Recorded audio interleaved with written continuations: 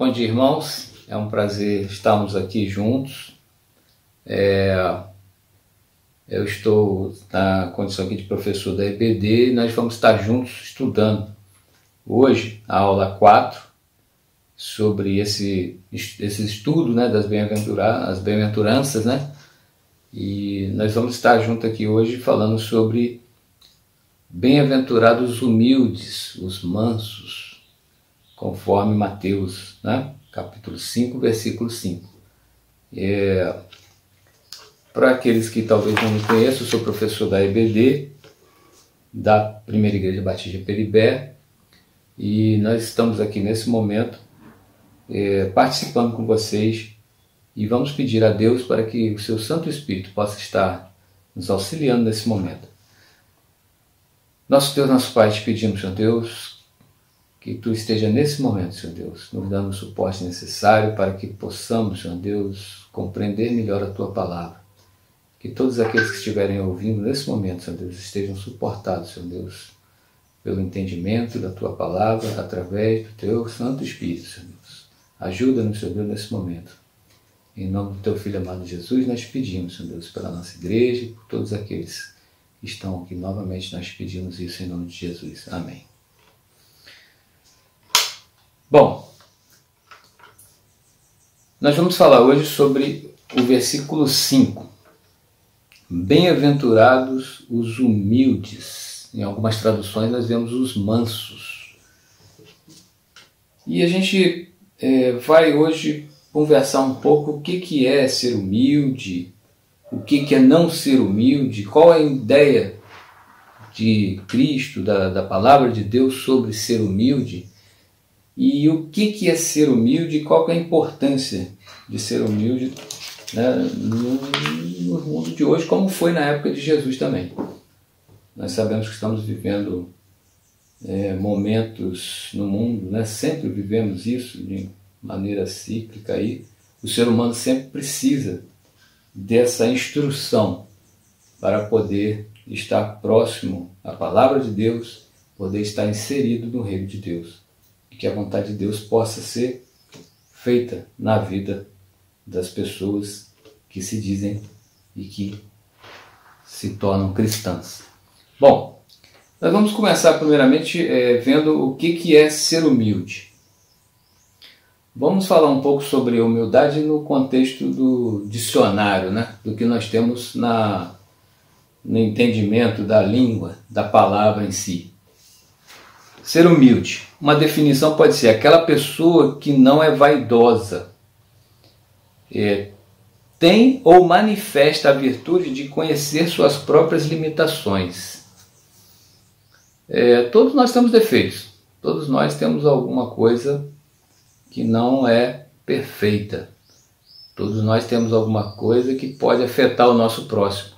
E não reconhecer isso, você lidar com isso de maneira que você acha que o teu defeito possa não estar atrapalhando algum processo, ou alguma pessoa, alguma circunstância, você não está sendo humilde. Bom, uma pergunta para a gente refletir, para a gente prosseguir no assunto. Pode um rei ser humilde? Uma autoridade pode ser humilde? Uma pessoa com muita riqueza, muito poder, ela pode ser humilde? O que é humildade? O que a gente pode entender como uma pessoa que, com tanto poder, com tanta possibilidade de fazer tantas coisas, ela ser humilde? Eu vou dar uma outra definição de humildade agora. Humildade é a qualidade de quem age com simplicidade. Uma característica das pessoas que sabem assumir as suas responsabilidades, sem arrogância, prepotência ou soberba. Nós estamos vendo aqui algumas palavras que contrapõem a palavra humilde. Arrogância, soberba. E essas palavras, entender também o que é isso, vai nos fazer entender melhor o que é ser humilde. Continuando a definição, em teoria, a humildade é tida como uma qualidade bastante positiva e benéfica, onde ninguém é pior ou melhor do que os outros, estando todos no mesmo nível de dignidade, de cordialidade, respeito, simplicidade e honestidade. Fica bem claro, né? Humildade é uma qualidade positiva. E a gente pode lembrar de várias frases, né, de vários ensinamentos de Jesus. E o principal desse aí é amar o próximo como a ti mesmo. Se encaixa. Para você poder amar o próximo como a você mesmo, você desejar coisas para o seu próximo que você desejaria para você e não desejar para o seu próximo aquilo que você não deseja para você, é ser humilde. Uma última definição. Humildade é um sentimento de extrema importância, porque faz a pessoa reconhecer suas próprias limitações, como modéstia e ausência de orgulho. O orgulho é uma palavra que pode ser definida como, de um certo lado, a pessoa que tem orgulho por alguma coisa do ponto de vista positivo, né? Mas o orgulho é uma palavra bastante pesada na Bíblia no sentido pejorativo. E o orgulho é aquela pessoa, né, que não tem aquele sentimento, né, que faz ele se sentir melhor do que uma pessoa ou que ele tem alguma coisa que possa ser maior do que alguém. Max Lucado falou-se uma frase assim: humildade não significa pensar em coisas inferiores sobre si mesmo. Não é você se diminuir, mas pensar menos de si, né? João, ele fala lá, né, que ele queria ser menor, né? O maior aí é Cristo, que ele cresça e eu diminua, não é isso? Uma frase de efeito também interessante, eu vendo numa pregação do pastor Hernandes Dias Lopes, ele citou Charles Spurgeon. Ele fala: ser manso não é uma virtude, ser manso é uma graça de Deus.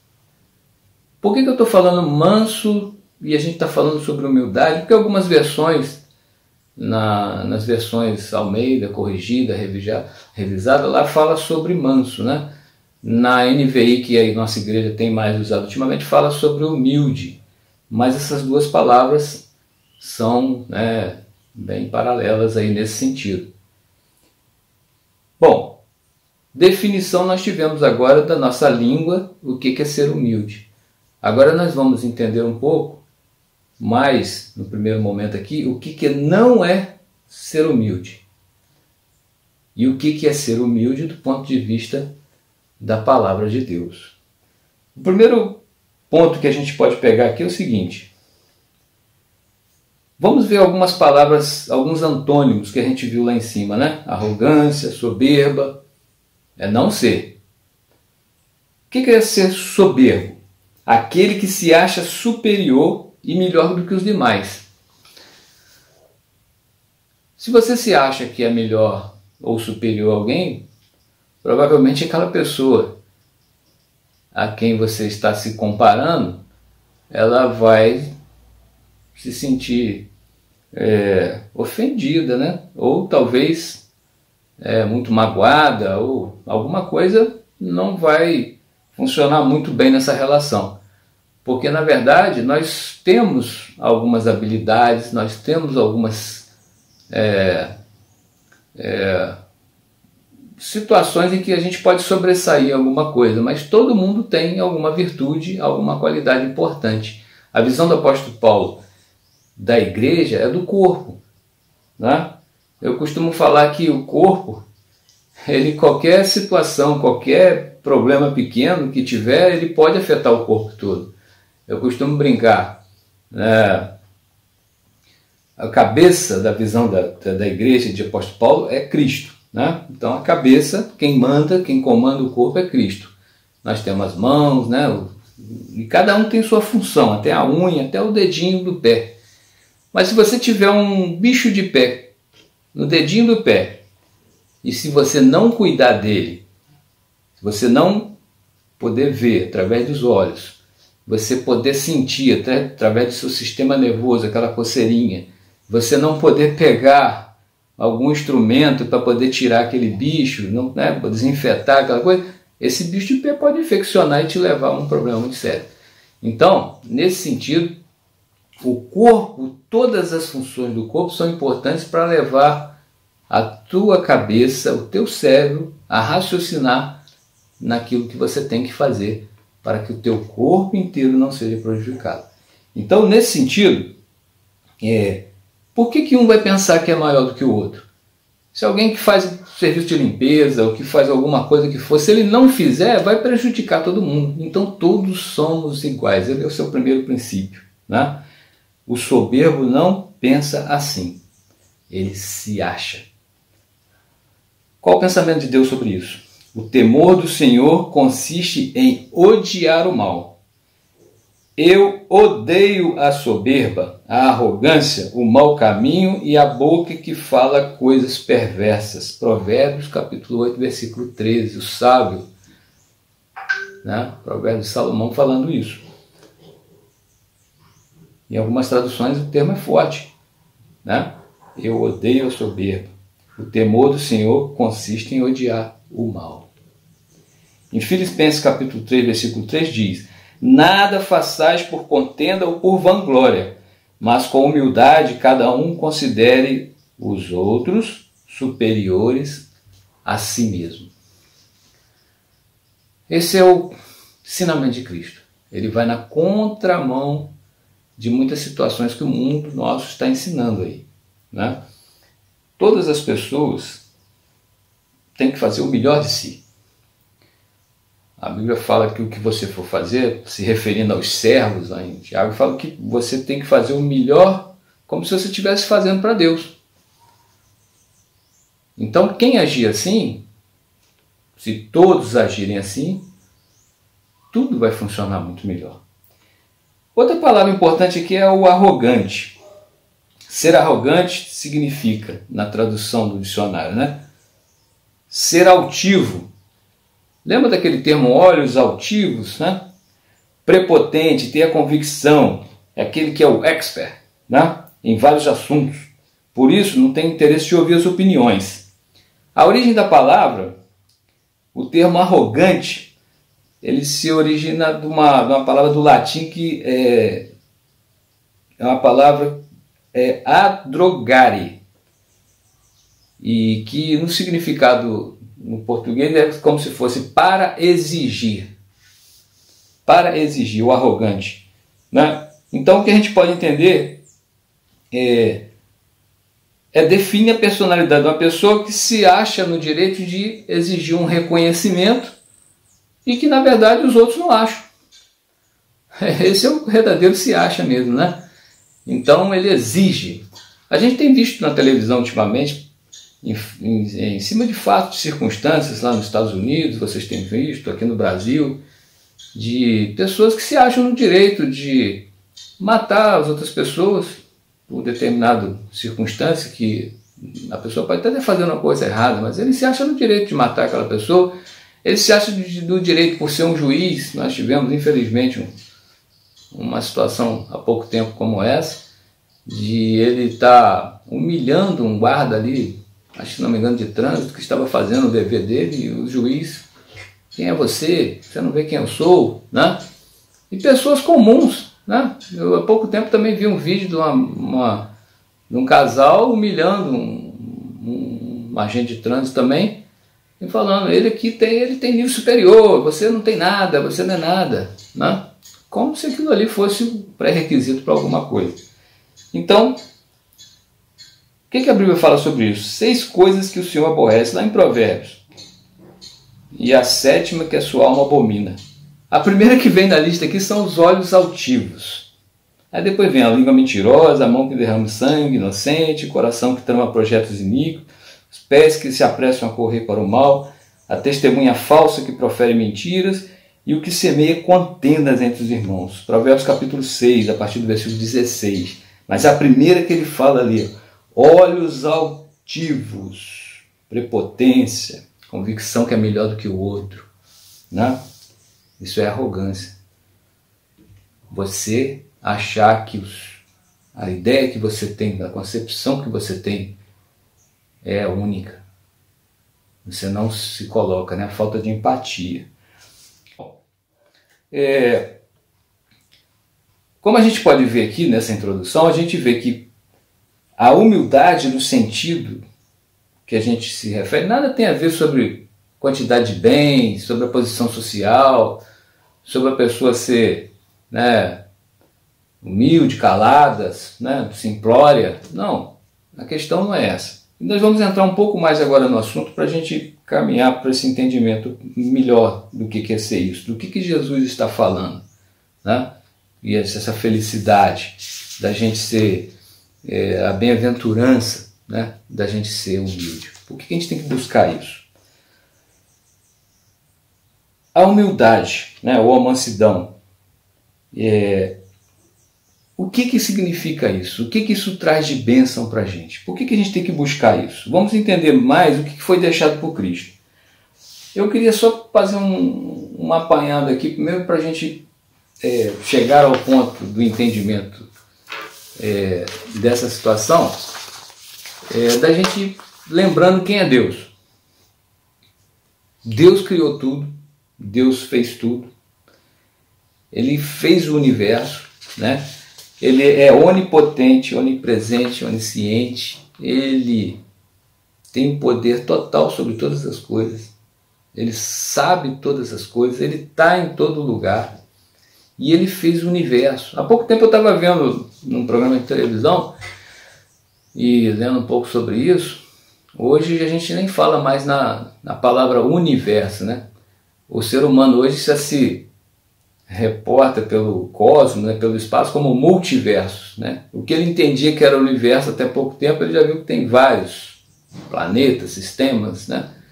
Então, pare para pensar que foi Deus que fez tudo isso. E agora a gente pensando sobre o que a Bíblia nos ensina sobre humildade, vamos ler um verso aqui agora, imaginando esse Deus que tudo isso fez, nesse contexto. Mas Deus prova o seu amor para conosco, pelo fato de ter Cristo morrido por nós, sendo nós ainda pecadores. Em Romanos capítulo 5, a partir do versículo 8, nós temos essas palavras que falam sobre a capacidade desse Deus tão poderoso, do único Deus que a gente tem que seguir. Ele se forma, o Verbo se fez carne, né? Ele vem aqui demonstrando seu amor por nós, sofrendo. O Cristo, eu sou, o Verbo se fez carne, Deus, que se apresentou como homem, sofreu como homem, não usou o seu poder, não usou o que ele poderia fazer naquela situação. Ele apenas seguiu a sua missão até o fim. E a sua missão era morrer. E morte de cruz. Uma morte sofrível. Uma situação muito complicada para um ser humano. E naquela situação dele ter se feito carne, ele sentiu as mesmas coisas que eu e você estaríamos sentindo.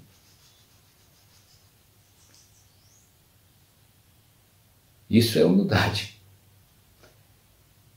Se Cristo fosse somente um homem, isso já seria um fato para mudar a história.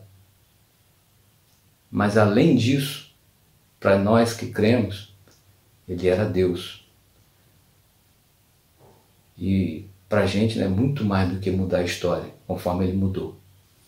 É um plano de salvação que se completou ali para que nós possamos estar entendendo através do exemplo de mansidão e de humildade dele e nos comovendo com essa situação e nos convertendo a aceitarmos a ele como nosso único e eterno Salvador. Bom, aquele que é humilde, ele tem uma visão de si mesmo. Ele consegue enxergar as suas limitações. Ele é capaz de saber até onde ele pode ir com muita tranquilidade. Ele não quer ser mais do que realmente ele é. Isso facilita a vida. Lá em Lamentações a gente vê, naquela situação difícil do povo, né? O livro de Lamentações de Jeremias, a gente já vê o próprio título do livro já fala isso, né? Depois de toda a desgraça, né? Da invasão dos babilônicos lá, e o povo, né? Aquela terra arrasada, né? A Bíblia fala sobre situações terríveis que ficou a nação após aquela invasão, e o profeta, vendo aquilo tudo, né? Graças ao grande amor do Senhor é que não somos consumidos, pois as suas misericórdias são inesgotáveis. Renovam-se a cada manhã, grande é a sua fidelidade. Bom, é isso que a gente tem que entender. O contexto da vida secular, das circunstâncias, da conjuntura, do que a gente está vivendo, ela não pode tirar a nossa felicidade, porque nós cremos num Deus que é maior do que isso tudo. Bom, agora caminhando para o final, né? As pessoas que conseguem entender que são dependentes de Deus, elas conseguem identificar e viverem mais tranquilas, porque elas sabem que aquilo que ela não pode fazer está na mão de Deus. E sabe de uma promessa que é muito maior do que essa vida que estamos passando aqui. Então nós temos que buscar essa tranquilidade e esses ensinamentos de Cristo para podermos viver em segurança, viver em tranquilidade, viver em comunhão com o próximo. No reino de Deus, riqueza, dominação, essas coisas que a gente vê hoje nos ensinamentos, né, dos líderes atuais da humanidade, isso não serve para nada, né? Jesus ensina você ser humilde, você ser servo, você servir o próximo, não você ser servido, você está dominando, é diferente. Charles Spurgeon fala isso, ser humilde, manso, não é uma qualidade natural das pessoas, é uma graça de Deus. Porque vai ser difícil você possuir isso se você não estiver pedindo a Deus, né? Algumas frases que eu peguei aqui para a gente poder conversar. Eu vi num sermão do pastor Hernando Dias Lopes algumas frases interessantes sobre isso. Ser humilde e manso não é ser frouxo, não é ter coragem de se impor, não é aceitar injustiça. Os mansos da Bíblia, eles enfrentaram de cabeça erguida. Vou começar o exemplo de Jesus Cristo. Ele não deixou de falar em nenhum momento aquilo que ele tinha que falar. Ele não se omitiu da verdade que ele tinha que falar. Ele, em nenhum momento ele recuou, mesmo sabendo que ia sofrer aquilo tudo e mesmo sofrendo aquilo tudo. Então não quer dizer que você não é corajoso. Você vai ter a coragem de fazer o que é certo. Vai ter a coragem de fazer aquilo que Deus quer que você faça. Tá? Ele fala mais aqui, ser manso não é manter a paz a qualquer preço.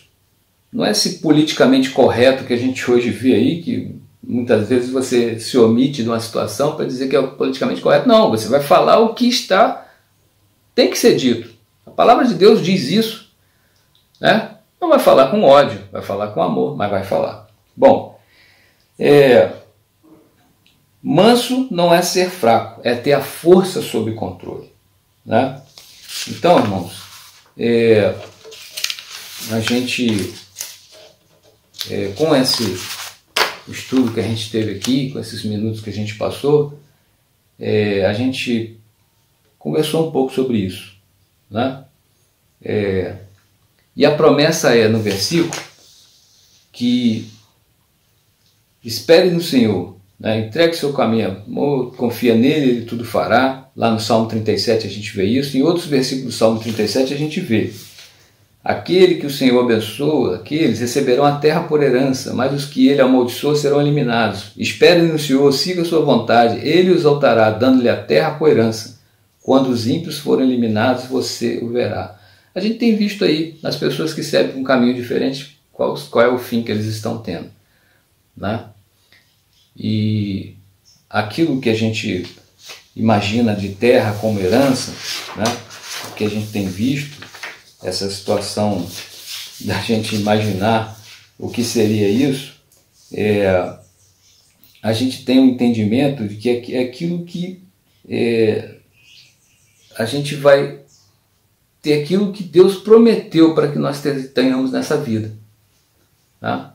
Deus ele vai estar cumprindo as suas promessas para a nossa vida, se nós fizermos conforme a sua vontade. Então, o apóstolo Paulo, ele passou muitas dificuldades, muitas circunstâncias difíceis, como Jesus passou, e a gente tem um exemplo dele ali. E ele fala que ele aprendeu a ser feliz, sendo pobre, passando fome, em diversas situações. Por quê? Porque ele entendeu que o que é mais importante do que tudo nessa vida é a gente seguir a Deus e seguir a sua vontade. Então, irmãos, bom domingo e fiquem com Deus.